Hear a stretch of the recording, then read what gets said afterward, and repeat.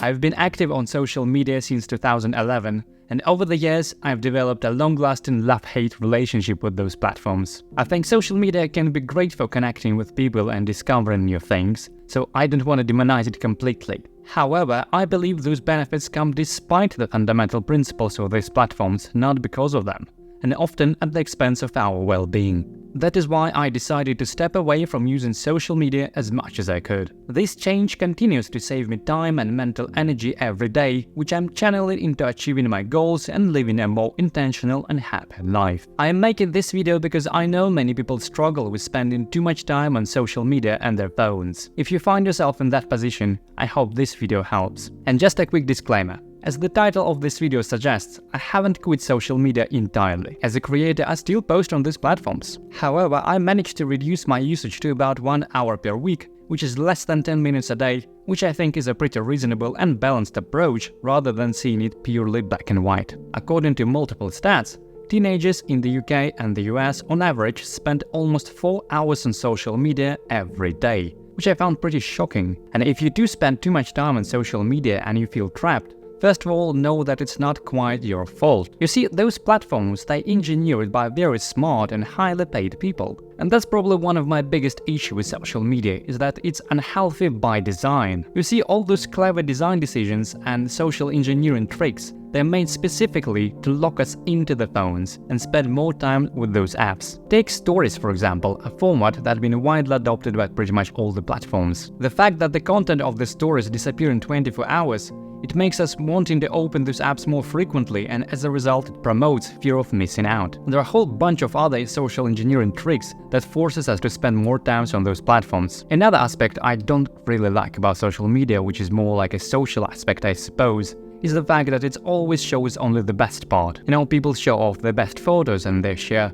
all the best moments, which seems nice and all, but at the same time it creates a lot of comparison, because oftentimes what we see on social media is not necessarily what we see around us. Life is different from social media. And I think this is crucial in our self-beliefs, in the way we perceive the world, and ultimately in our happiness. And again, I don't want to turn this into a rant video of just me criticizing the social media all the way through. But what I've learned and what I realized over the years, that just social media are unhealthy, and that's probably a fact. And I think it's been several years probably since I sort of quit social media, at least on scrolling the feeds, and now I feel so much more in control of my life. And it's pretty crazy to think that people oftentimes complain on the lack of time, you know, the excuse they say like, I don't have the time for doing certain things, but there you have it, it's like it's all in social media. Check your activity and you'll see that probably 1 or 2 hours a day just goes into those apps. So I guess I'm trying to be more intentional overall with my life and my time spent on certain activity, and especially on social media. And what I've learned is that if I previously complained that I don't have, you know, like an extra 30 minutes to read a book or something, actually I do have it, as long as I don't waste them on all of those apps. And of course I feel less anxiety because I guess I'm less exposed to all of those comparison and fear of missing out and all of the social engineering mechanisms that invented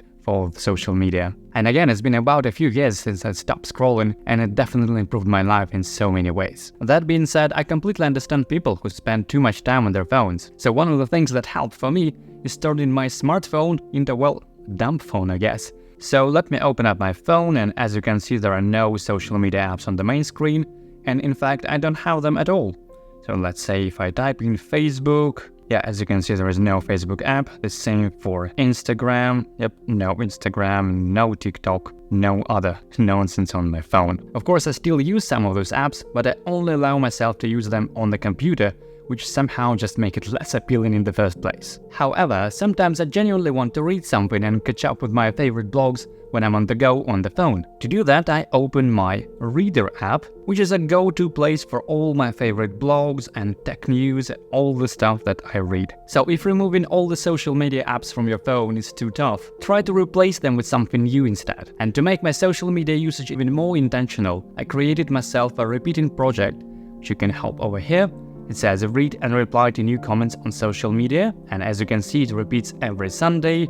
And here is just listed all different social media under my personal accounts, and this is my music accounts, all the platforms. I just call them at once in a bulk. I find it more efficient, and this is just to remind myself of the intention why I go to these platforms. I'm just checking or reading all notifications, all replying to all comments, and when I'm done, I just click, check all the tick boxes, and that's it. Of course, I still might scroll the feed a little bit and give some likes to my friends' posts, but I think the intention of going there in the first place is the key. So there you have it, that's my love-hate relationship with social media. If you found yourself spending too much time on social media and you would like to replace those habits with something more productive, check out the list of 10 essential productivity applications that I use every day. Well, thank you for watching, bye for now, and I'll see you next time.